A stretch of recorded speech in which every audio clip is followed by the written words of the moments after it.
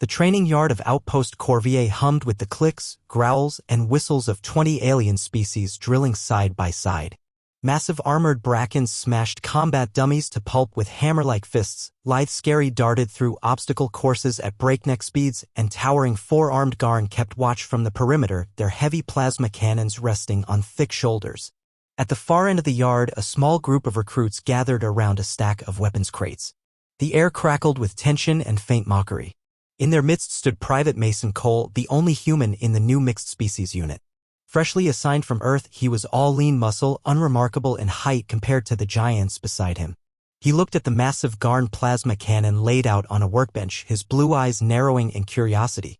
"That one's not for you, Deathworlder," rumbled Sergeant Core, a burly bracken with scaly plates and tusks jutting from his lower jaw. "Takes 4 arms and a spine like a reinforced girder to even lift it." Cole raised an eyebrow. "Looks like a big rifle to me." The squad burst into laughter, a cacophony of guttural barks and screeching cackles. A scary named Eel hissed, slapping his tail against the sand. "Don't embarrass yourself, human. This is real war gear. Not one of your primitive slug throwers." Mason just shrugged. He'd heard it all before: soft skin, weak bones, no claws, fragile. The stories always skipped what made humans terrifying, that relentless Deathworlder problem-solving instinct. And the fact that their bones were far denser than they looked. "All right then," Sergeant Core sneered, gesturing to the cannon. "Go ahead, Earth Cub. Show us how you lift the Garn's tooth." Cole stepped forward, boots crunching the red sand. He studied the plasma cannon, easily the length of his body, with a power pack the size of a grav bike engine. It took 2 Garn soldiers to bring one out of the armory, their 4 thick arms moving in perfect sync. He squatted down, fingers curling around the reinforced grips, and adjusted his footing. The bracken, the scary, the Garn all leaned in, smirking, expecting the human's arms to snap or his knees to buckle. Instead, Mason drew in a slow breath, braced his core, and lifted.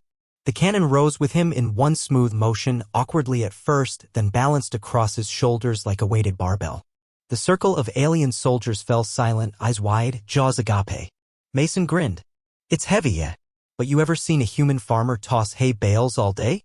Or construction crews carry I-beams up skyscrapers? We build for endurance. And we cheat gravity for fun." The Garn weapons specialist, a massive gray-skinned brute named Horg, stepped forward, disbelief flickering in his 4 dark eyes. "It takes 2 of us to fire that accurately. You'd break your arms." Mason shifted the cannon into a ready position, boots planted firmly in the sand. He flicked the power cell gauge. "Good thing I've been doing deadlifts since I was 12. He took aim at the far end of the range where armored drones buzzed through the air. The cannon hummed, capacitors glowing with an eerie blue light. His biceps strained, veins standing out like cords, but his grip held true. "Eyes open, big guys," he said through gritted teeth. A split second later, the plasma cannon roared. A searing bolt of superheated energy streaked across the yard, striking a drone dead center. It detonated in a bloom of fire and scrap metal. A second bolt followed, another drone fell, sparking and spinning to the ground. The recoil knocked him back half a step, but Mason dug in, compensating, breath steady.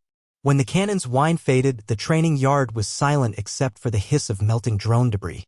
Sergeant Core's tusks twitched. You shouldn't be able to do that." Mason shrugged, gently lowering the cannon back to the bench. "You all think we're fragile because we don't have claws or scales. But Earth is a death world that tried to kill us 1,000 ways: volcanoes, predators, plagues, each other. So we adapted. We lift, we run, we haul. We push past pain." The Garn soldiers looked at each other, then at the human with something new in their gaze, respect, tinged with a bit of fear. Eel the scary flicked his tail, eyes wide. "If a human can do that with raw muscle, what else are you Deathworlders hiding?" Mason cracked his knuckles, his grin a promise and a warning. "Plenty. But one lesson at a time." As the next round of recruits gathered to watch the human work through the heavy weapon drills, every alien soldier present understood they'd mocked the Earthling because they mistook kindness for weakness. But under that polite smile and fragile-looking skin was something that made even the galaxy's strongest think twice.